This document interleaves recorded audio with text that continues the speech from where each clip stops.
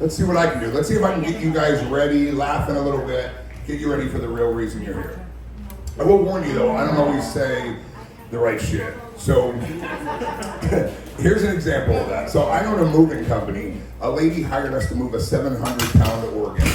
We get it into her new place. We didn't break anything. She's ranting and raving, so excited about how well we took care of her thing. And in the middle of that, I stop her in her tracks and I say, listen, when you think of having your organs moved around, I want you to think of Jimmy. And then I was like, so she didn't give us a good review. Well, I didn't even ask her to, I wasn't even gonna ask. We got married people in here? Yeah, some married people, cool. I heard you yell marriage. Marriage is funny. Marriage is interesting because you get married and you get checked into a mental institution. They call both of those being committed. I feel like there's a lot of similarities there, but you guys do what you want with it. I'm single, obviously. So I make fun of the married people because I'm single. I find like women send mixed signals, right? So they say they like romantic gestures and breakfast in bed, and then I do it, and it's like, who the hell are you, and how'd you get in my house? And restraining orders, and it gets weird. Who's into horoscopes? Anyone? I'm a Leo. What are you guys?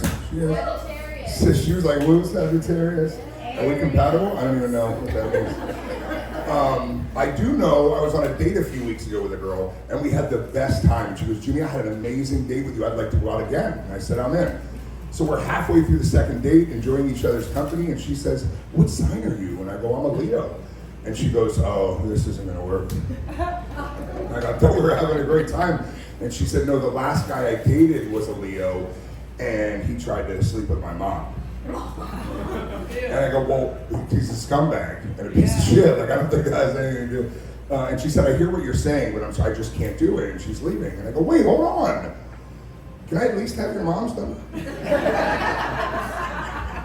She said, you're a scumbag and a piece of shit. And I said, I'm a Leo. Thought you were into that.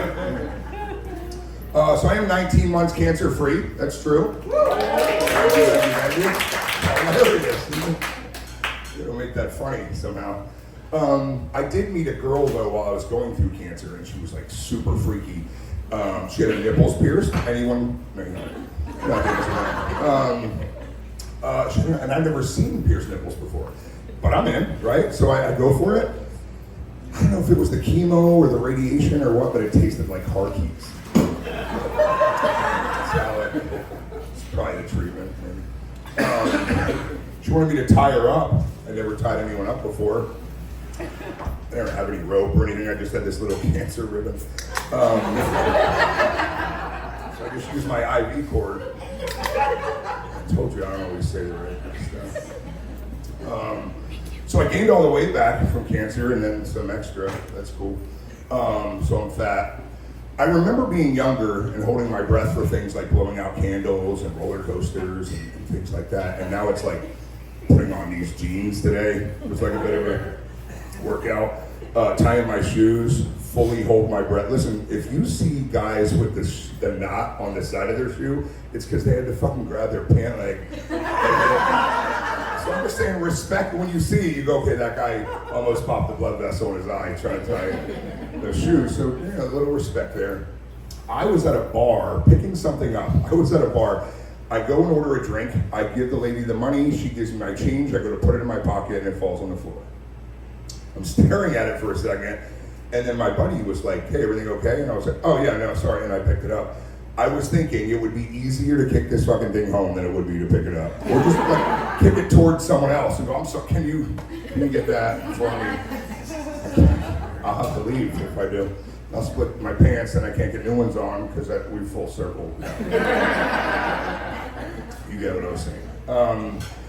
Being a comedian's funny because I don't know any other occupation where after I get off stage, one of the first things people say to me is, I always heard I should be a comedian.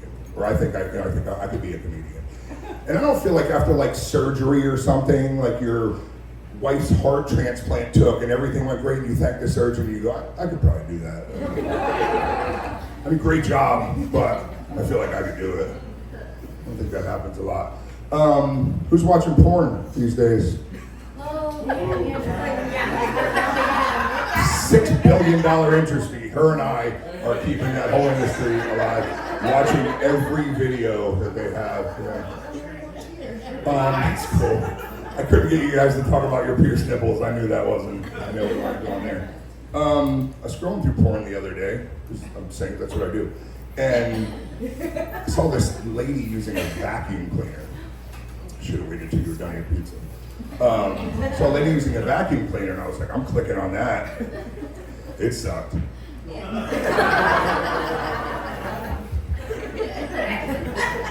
Listen, there's 4 of us, and you pay $10, that's like $2.50 a piece. I don't know what you want from me. Like, you're getting cheesy shit with your pizza.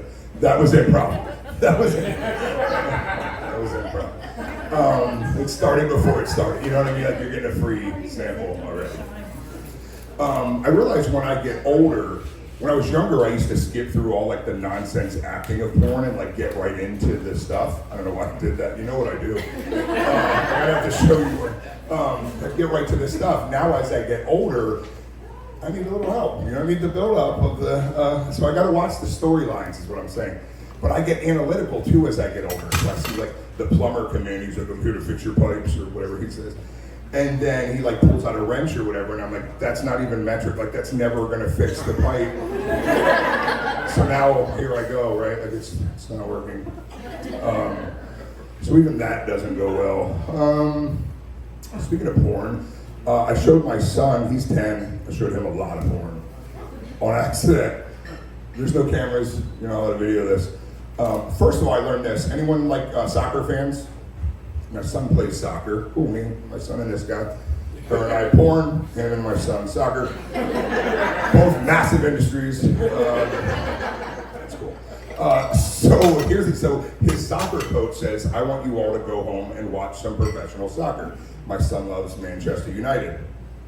So I give him, I give him my phone. He goes, Dad, where do I find it? I go, the only English channel I know is BBC, so put that in.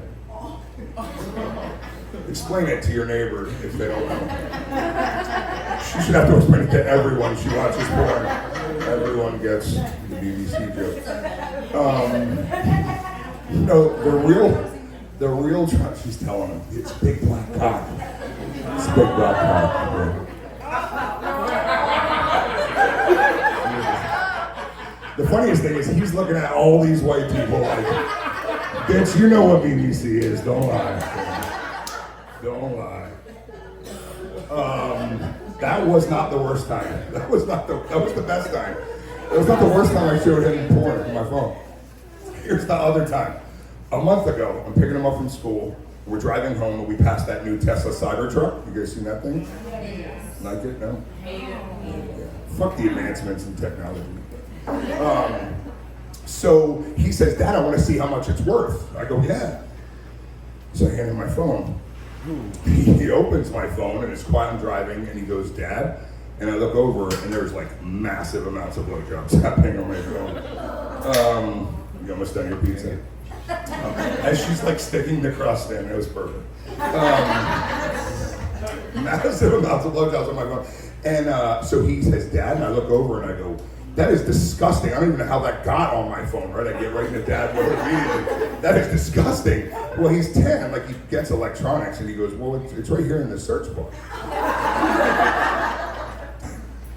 So I go, I don't know how that, listen, this is why we have the Google block on your phone, because one minute I might see is Tom Brady coming out of retirement, and the next minute I see this disgusting filth. And I'm appalled. I was just going over the top with how disgusted I was with what he saw, and it was quiet. And I was like, okay, I weathered that storm. And then he says, Dad, it's totally okay if you're gay. I don't know if this is some like child psychology bullshit or what, but I proceeded to show him like all the vagina in my phone. Like, look at all how straight your dad is. So that went well. Good news is we're in summer. He can't go tell his teacher. He'll forget about it by school next year. All right, that is my time. You guys ready for some real comedy?